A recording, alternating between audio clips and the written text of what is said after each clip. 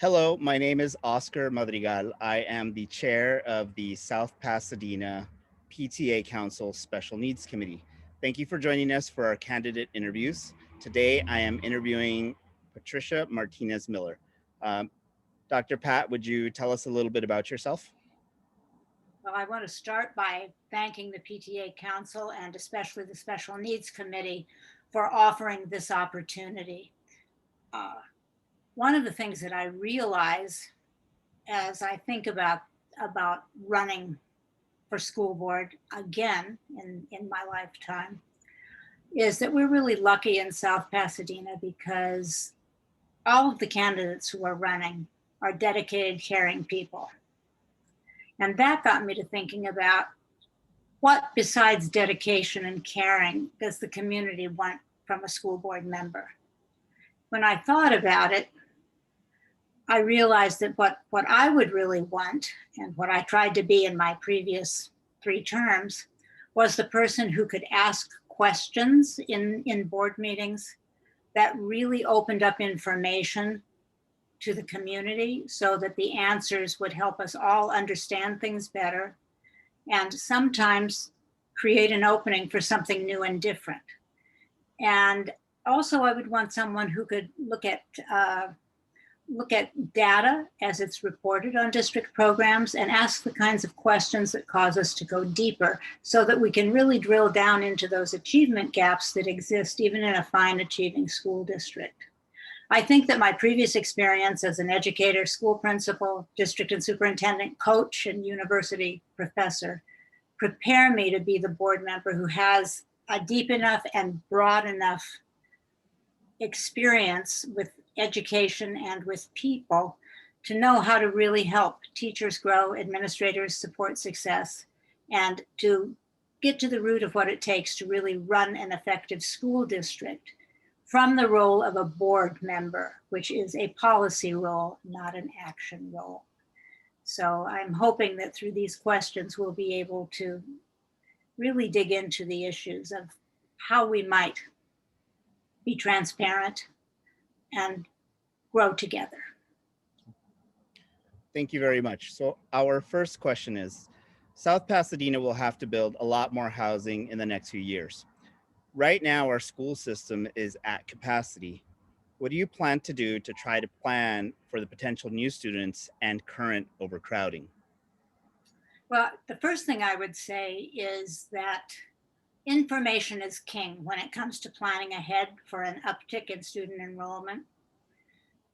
When we think about these things, I go back to some of my experience as a principal in Los Angeles Unified at a particularly overcrowded time. I was principal in an elementary school that began with 2,300 students, was in a highly impacted area where we were on a year-round schedule that had 1/3 of our students off of school and 2/3 on at all times.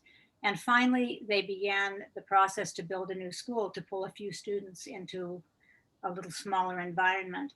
What was interesting about that is that over the 10-year period that all of these things happened, and now coming into the present day, all of those mini schools that were built in those areas are now not only not overcrowded, but they're losing enrollment because things are changing. So we need to really know and understand not just immediate information, but that information that goes on to the future. We need to define what overcrowded means. What's our perception of it? What does the state law say about what really constitutes overcrowding? And what is our reality for being able to offer the programs we desire in whatever facility that is best suited for it? So I would really want to collect data on future enrollment from current residents. I would want to work with the city on the units being built and the timeline for completion, because this is something that's going to present itself over time. It's not going to present it to ourselves from Friday night to Monday morning. And we have to be ready to work with the timeline. And then I think we need to really use new eyes to look at our current programs in space to possibly reconfigure how we do things for emerging needs. And finally, we need to communicate in many different ways so people find it easy to get the information they want. Thank you. So, as the number of students with the highest learning needs in special education increases, what can you do to ensure that our district is equipped to best serve them?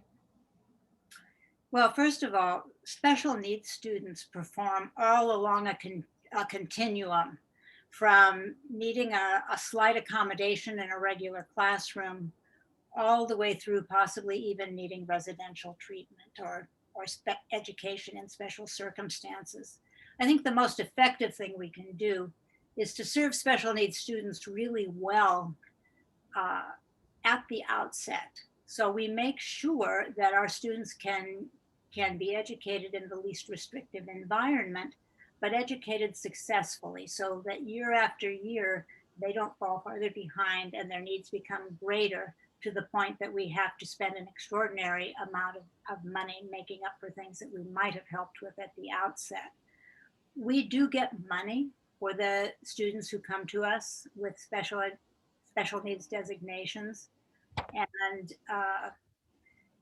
if we spend it wisely and concentrate on how successful we're being at every single stage and use what we learn about that to enhance professional development so that teachers, administrators, and everybody at every level in the district has the capacity to do their part, then I think that we can manage the expenses. This means that we really have to increase our understanding of what an accommodation means. We have to be able to integrate behavior and discipline policies so that they support the success of kids as well. We have to really take a look at our grading policies to make certain that we are not making it harder for kids to be successful by perhaps averaging September grades with June grades and finding a student who's gone from maybe an F or a D to being able to perform at an A or a B, but we can't give them that because we're averaging rather than looking at a value added model. I think those are all things that would make a difference for how we manage. We would also need to do what we can to lobby at the state and federal level to raise the amount of money that we are given to provide for needs, because we do not receive money in a differentiated way depending on the quality of need that a student has. It would be very helpful if we could have that. Thank you. How would you work to ensure board and school based decisions are transparent? I think there are two really important things about transparency. One is clarity, and the other is timeliness. When I think about clarity, I think it's very important that all stakeholders, but especially teachers and parents, be aware of the role the district expects them to play in making decisions. I think a lot of times things don't feel transparent because we come into the decision making process thinking that we'll have a much greater influence than maybe is the intention. So it's important to come into a process knowing what is expected from us and knowing what we can expect as far as our impact is going to be. And then I think it's especially important to be very timely in the way we provide information, both to the people who are involved in making the decision and to the public that's awaiting a decision. Very often, things that are going to take a long time, maybe even 6 months or a year to develop. Uh, we hear about it when something starts happening, and then we wait until it's time to make a decision public before we hear any more. And were we to just hear little updates in edible bites that appear in a way that's easy to find for people and are highlighted in board meetings, I think it would go a long way to helping people believe that the transparency that exists truly is there. Um, it's such a hard thing when we think about transparency. Uh, there are really things that surprise me. For example, uh, I've been asking people as I campaign about the strategic plan that South Pasadena has on its website, and I'm surprised at how few people actually realize that it's there, that they can look at it, and that they had input input into it. And as I answer a few more questions, that's going to play even more importantly into responses. Thank you. How should the district best focus on pre-kindergarten populations in our community to promote school readiness? What knowledge do you bring regarding child development? I'm going to start with the first part of that, last part of that question first. Um, for the years that I was a school principal, I was always in charge of schools that had early learning and preschool programs in them. In addition to that, I've served for many years on the board of a private preschool. So I've had quite a bit of experience with young children. And I must say, raising my own kids and grandkids, that's an education in itself. You know that as well, if you're parents, and that I know you are. So the experience is there. When you ask the question, though, about how we can prepare the community so their students enter school ready, I think that I would ask for a different question. I would really want to ask, um, what do we need to ask of ourselves as a school and as a school district so that we are ready for the population that comes to us? We already know from just watching our own kids and other children that we know develop that all students develop at a different rate. They are different from their brothers and sisters and their peers, and sometimes they're even different from themselves in that, for example, you'll have a child who is already very verbal, but has a much harder time doing things that require small motor development. You might have a child who is great at responding to visual cues, but has a much more difficult time if he has to process information auditorily. So our school has to be ready to take a kid where he is and support him in growing to the best he can be and passing on to the next grade ready. We already have mechanisms in place for taking a look at what happens in the larger community. We meet with preschools. We can do more of that, but I'd really like us to put more emphasis on professional development so we are ready for the kids who come to us. Thank you. How do you plan to hold the district accountable in improving outcomes for students? And what data elements would you choose to focus on? Okay, well, first of all, it's important for us to remember that South Pasadena Unified is already a high achieving school district. On the state measures, we already perform in the top tier of schools. Still, when we look at the achievement of all of our students, we discover that hiding there in the data are groups of students that don't achieve at the same level as the average. And that's a tricky problem because we have to do two kinds of things. We have to think about what it means to perform on a standardized test, which is where we get those test score measurements that call us a high achieving school in the state. And we also have to take a look at students' performance grades. How are they perceived to be performing within the school setting? So I think it's really important for us to collect all sorts of data and to collect it more often than we do. One of the things that's always been bothersome to me as a principal and as a parent is that the big data questions get explored generally once a year when new test data comes out. Once a year isn't time to make a change that can help any child this year. So if in fact we're going to measure data, we need to look at it much more often. It may mean that we need to have reporting mechanisms in place that are simple to use, but full of information that we can share a couple of times during the year and share that information in a more transparent way, easily understood, up on the district website, talked about in board meetings, and maybe becoming the vehicle for teachers talking to parents about their students' growth and development. It also needs absolutely to be connected again to professional development.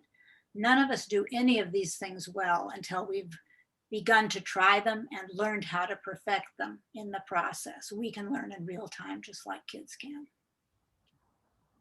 Thank you. Inclusion of our special education students into mainstream classroom has been shown to have positive benefits for all students. How will you advocate for inclusion and support our administrators and teachers to create effective opportunities for inclusion in our schools? So I think the key word in this question is effective. Uh, Inclusion of special education students in the least restrictive environment is already the law. That we aren't including them necessarily in the way where everyone flourishes, that's kind of a different question. So I think as a board member, I would want to take a really systematic approach to encouraging quality inclusion of students. I begin by asking for data at every grade level and at every school on the current level of inclusion. Such things as the number of inclusion students per classroom, the kinds of accommodations and IEP goals of the students, and the measured rate of success, which we may or may not have in an easily accessible form at this point. I would have to take a look at that. But I would want to know all of those things as I look at whether or not we are meeting the intent of the law, not just the letter of the law.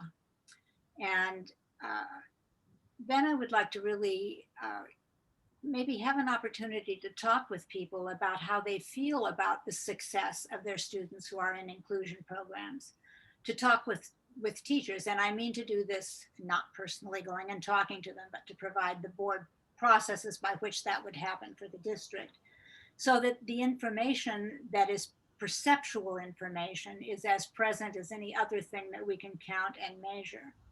And then take a look at where students who are included are flourishing and where they're struggling a bit, so that we know how to look for some real success stories in inclusion methodology and grow those across our schools and across the grade levels. Because not everyone comes into teaching with the capacity to differentiate in such a way that it's comfortable and successful for both student and teacher. I think for inclusion to be as useful as it can for everyone, we really need to do careful assessment at every level. And it goes hand in hand with the professional development that supports success. Thank you. So in keeping with our theme about special education, as students in special education begin high school, planning for their transition into adulthood becomes the responsibility of the school as part of their IEP. How would you support our district staff and teachers in creating and implementing effective transition programs for our students? Well, again, I would begin by asking questions at the board level and requesting data on the opportunities that we provide for student success with navigating adulthood. And based on the opportunities that we provide, I would want to think about, are these opportunities sufficient and how's it working out for teachers and students and families? I think the success data might need to include observational data, especially data from participation in career technical education pathways, for example, where it's often possible for special needs students to get hands-on experience that is more akin to real adult life than an academic setting sometimes is. I mean, we all know the research that says that sometimes the academic stars don't do as well once they're out of college as some of their peers who didn't do as well academically. So we want to be sure that those capacities that our kids bring to school are measured in a way that we really know what we need to provide for them. The other thing that is important to me, I'm currently a board member of a nonprofit called Let's Talk Learning Diverse, which just completed its college going conference. They do this annually. And in this conference, they have outstanding presentations that support high school and even younger students with being able to anticipate college, even when they may believe that because they have a special need, that that's not the route that they can take.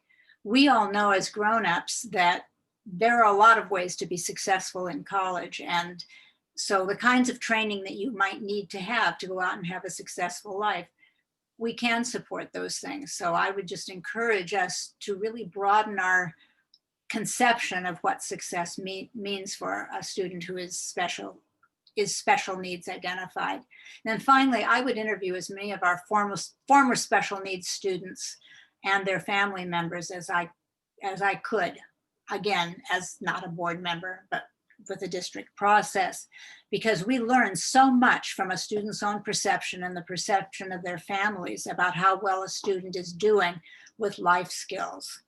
And so I think that's an important thing. I especially remember one time when I was on the board before, we had a question at kind of the opposite end of the spectrum. How well are our kids doing when they go off to college? Because we thought we were pretty good at doing all this great stuff. And yet we would get back information. School districts get back freshman year achievement from many colleges about their students. And we would notice very often that students who had left here with an A or A plus grade average suddenly at the university level were getting Bs. And when we asked students, they identified the cause for us.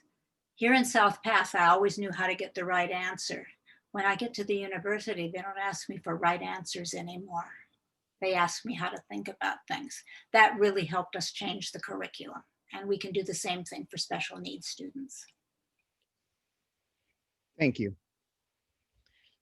Having a solid multi-tiered system of support, or MTSS as it's known, can ensure that we support our students who are falling behind, for example, some of our EL students. How will you as a board member ensure that our instructional focus includes the development of a strong MTSS?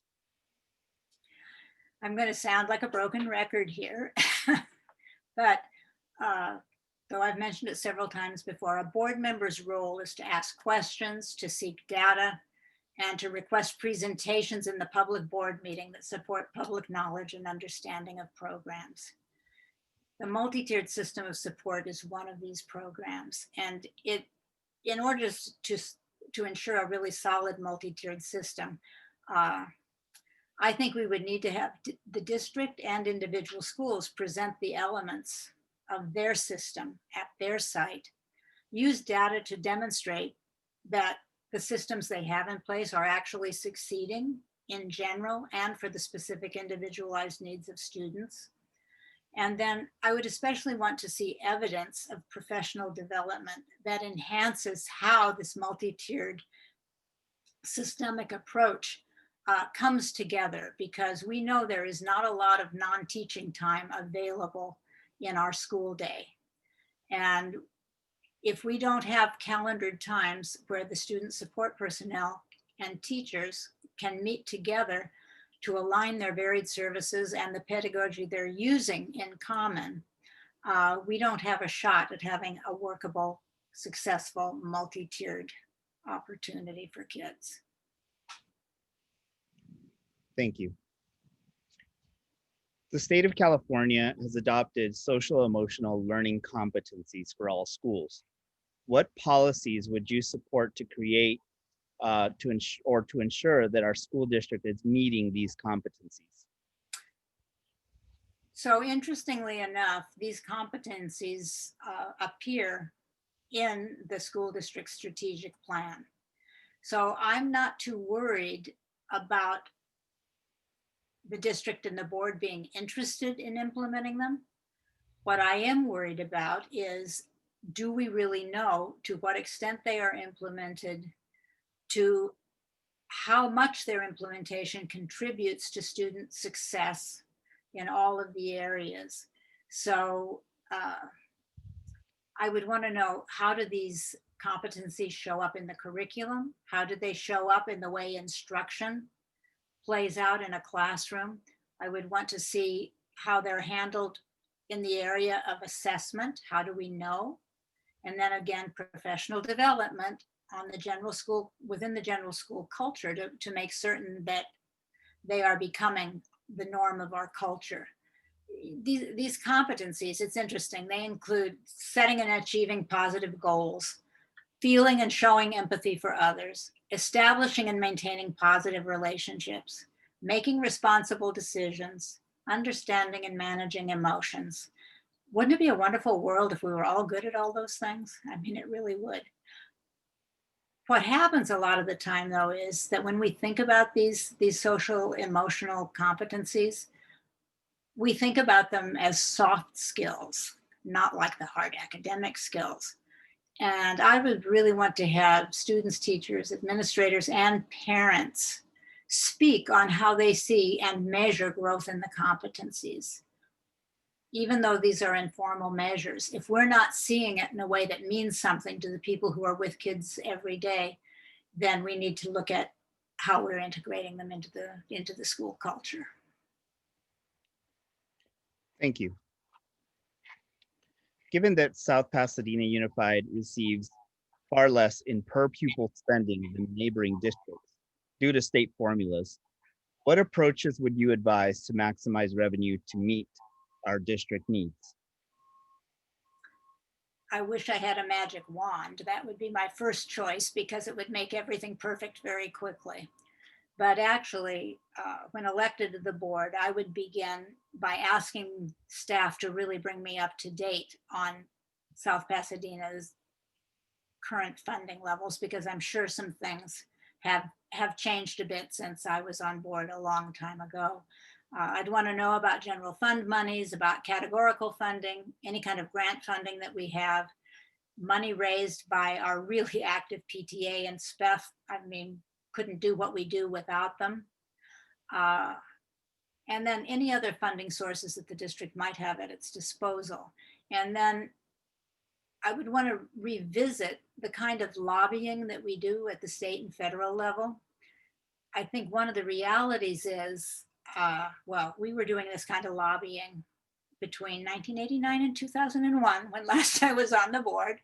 And graciously, a few things have changed, and we are not as badly off now as we were then, but we are still significantly underfunded compared to some of our surrounding districts. Working at the state and federal level, however, changes things for the kids. Like, it's better for my grandkids than it was for my own kids. But if you want to change things for your own kids, it takes more than just working at the state level, because that's a slower process.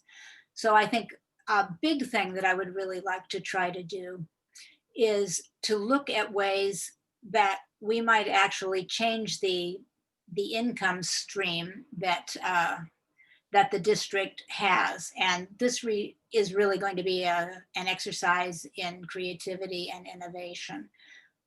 We can look for grants. There aren't as many out there as there used to be, and it takes a lot of time and work to get one. And sometimes they have a small payoff, but that would bring in additional funding. And then I think we should explore some imaginative revenue partnerships and possible new revenue streams that we haven't considered before. I mean, I know of one school that sells, in their CTE class, they make bread, not during COVID, but they make bread and they sell it to the public, and that supports the whole program. We might find something like that we could do. Thank you. What is your position on continuing dual immersion programs into the middle school or high school, especially with current funding challenges? How would you speak to parents who are concerned about continuing or eliminating these programs? And how do you support equity in language learning opportunities for students that cannot get into the dual immersion program? Right, that's really a thorny issue, because over and over again, I hear from parents on both the English side of the question and on the side of the target languages that we have dual immersion programs. I hear their interests and their concerns. I'm absolutely in support of continuing into the middle school and the high school, any of our programs, dual immersion or others, that have measurable evidence that they enhance achievement of our vision as it's articulated in the strategic plan and in the day-to-day life of the district. You know, that vision, it's an inspiring one. Our students reach their full potential by developing intellectual abilities, emotional maturity, unique talents, curiosity, and love of learning. They confidently and collaboratively participate in the complex, and keyword here, global community. We can't be part of a global community if we expect the globe to speak English so that we don't have to learn another language. So I'm very much in favor of expanding world language opportunities. Dual immersion is an important one of those. Because the strategic plan was developed with stakeholder input, I'm going to believe that the general public wants opportunities for students. And so when we think about how can we grow those experiences, we need to look at the ways that we can alter the way people think about them so that there is no perceived difficulty with continuing them and increasing their impact. One of the things that is evident, particularly in the Spanish dual immersion program, which will move to the middle school in 2021-22, because the current students are fifth graders, is that those of us who have had to learn more than one language at a level of bilingualism and biliteracy, we know that our kids in fifth grade, they've had 6 years in 2 languages. I look at my fifth grade granddaughter and she's a pretty fluent speaker, reader, and writer. I love that. She doesn't need to be in a dual program for all her subjects in the future. If she has a wonderful class in either social studies or science that is taught fully in Spanish, she will continue her growth and development in the language.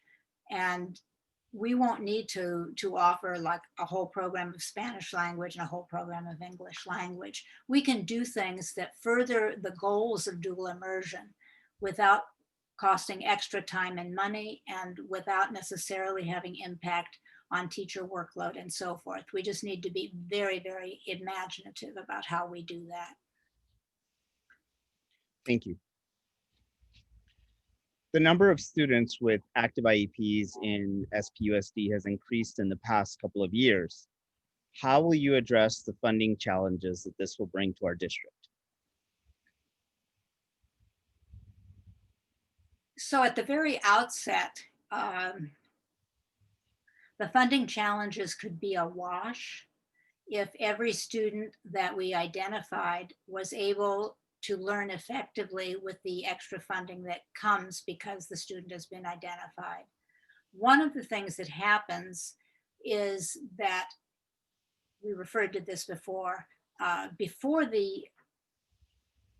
when the funding comes, it is not differentiated based on the IEP need or needs that are identified. And some of the needs require many more special services than others. If we were able to ensure that every student with an IEP, when first identified, could be supported with the appropriate teaching and support services to ensure grade level growth as the student moves through school, then we would not incur additional costs. That doesn't always happen, however, and so we would need to go back to taking a look at how do we measure progress in these programs, how do we measure how well a student is doing and intervene in a timely enough way so things have not caused yet another year to be lost and a more costly intervention needing to occur. And then finally, we would really have to pay attention to working at the state and federal level to see how we can increase the way funding is provided for special needs students so that the costs of what a student needs are actually more closely met by the amount of money that we are allocated in order to provide for that education. Included in the South Pasadena Unified Mission is a commitment to recognizing and valuing the diversity, backgrounds, and abilities of all students, and to providing them the encouragement to reach their full potential. So we have 2 questions regarding this mission priority. First, according to our EdSource data, the 2019 California Smarter Balance Test results indicate that achievement gaps exist by race and ethnicity and income levels in our district. What is your plan to address these gaps? An additional other gap that exists is between male and female achievement as well. So we can add one to that list. Sometimes the girls are out ahead, sometimes it's the guys, but interesting when you look at the subject matter. So confronting these gaps are, they're a challenge that we have to meet with a real plan of action. We have to consciously set out not to just be a high achieving district, but to be a high achieving district where the students who struggle the most to meet that goal are supported in ways that are truly appropriate for them. We have decades of research going way back to the 1970s that tell us clearly this is not about student ability, because when provided with the kind of instruction and measurement that opens the world for them, they achieve at the same high level, whether or not they're in one of these disaggregated groups. One of the causes is that there's often a mismatch between student experience and the assumptions that are implicit in both the content and the instruction. And we are not very good at identifying what those mismatches are so that we can provide for them rather than just allowing them to continue to go deeper and deeper. Student experience is highly correlated to vocabulary development and concept development. And if we have a group of students with common experiences that fit how we teach in school and what we teach in school, they do well. For the students who have a different experience, it's a bigger struggle for them. And very often it becomes a struggle that the student has to bridge, that we don't offer a lot of help in bridging it. So we can make things better by making sure that every student's experience has a place within our content and curriculum, and by teaching in ways where we explore our own capacity to have had an impact that we don't realize we're having on a student's achievement. We always need to be asking that question. Again, an important part of professional development. Thank you. Our second question regarding our commitment to valuing diversity in this district is, how will you help to increase teacher diversity in all schools? What can you do to make our district more diversified and reflect the diversity of our community and county?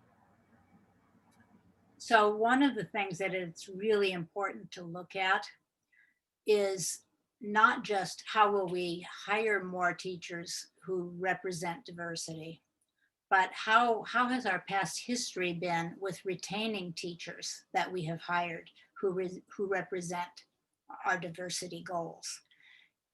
And that will be very helpful to us in knowing how we help a teacher come to South Pasadena, be successful in the South Pasadena environment, and grow and flourish as a teacher, as an educator within their own environment. So that would be one of the first things. I think one of the second things that I would want to do is make certain that when we hire, we are asking questions about how teachers would teach in certain conceptual areas, and valuing responses that might be different from what you're taught in college or sitting in an education course. Sometimes theory, as it translates to practice, translates in different ways for people who've had different experiences. And we can be more successful at hiring teachers if we are a school district that is known for appreciating and valuing the teachers who come and providing opportunities for them, and where we include their experiences in the way we grow together in order to support all of our teachers, administrators, students, and families. It's a tough question, but we could undertake it and we could be successful. Thank you. When the school district purchases curriculum or programming such as Second Step, How does the board ensure that they are receiving accurate information and holding the school administration accountable for the implementation of these programs? Oh, wow. This is a very deep question that looks like a simple one when you first consider it. Uh, whenever any school or district buys a curriculum or program, they are buying somebody else's experience and capacity to implement and get the same result. The only way we can be sure that the programs we buy work for us is not, do we do a checklist and did you do day one, did you do day two, have you done all of the exercises, but really taking a look at how does this curriculum or program work to achieve the goals that we want to achieve, and what would we use as measures to show that in fact those things are being achieved. I am quite confident that everything that South Pasadena has ever purchased has been implemented. I am equally confident that its implementation has not been equally successful, because we do not always measure how successful we are being at the implementation. We just measure, did we do it or not? And that's a big question. And I think the way we hold people accountable for that is, first of all, we hold ourselves as board members accountable for asking the right kinds of questions that will help school district level employees and school administrators know how they need to ask questions, collect data, and be ready to present it to the board to show success, not just implementation. Thank you. So I wanted to leave you some time and find out if there were any questions that we had not asked you that you would like to address or have any closing remarks. So I wanted to give you a couple of minutes to go ahead and respond to any questions that you didn't, or give us your closing remarks.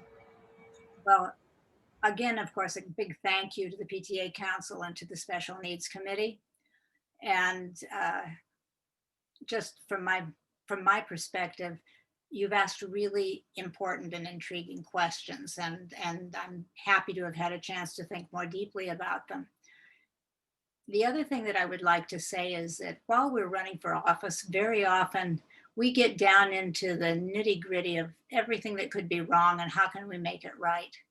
And I think it's very important for us to realize that here in South Pasadena, we have an effective superintendent and school district. We have wonderful staff, teachers who do outstanding work. That doesn't mean we aren't all trying to grow together. But this isn't a case of us having to take a look at things that are a hot mess and fix them. This is a case of us looking at a really successful program and figuring out what little things would we do to just tweak today's instruction or this year's behavior support system or some other thing, so that we make the small changes that lead to everyone's success. And that's the question. How do we have appreciative professional development that recognizes success, builds on it, and keeps us in that continuous learning structure? And I'm grateful and excited to be able to present myself as a candidate yet another time.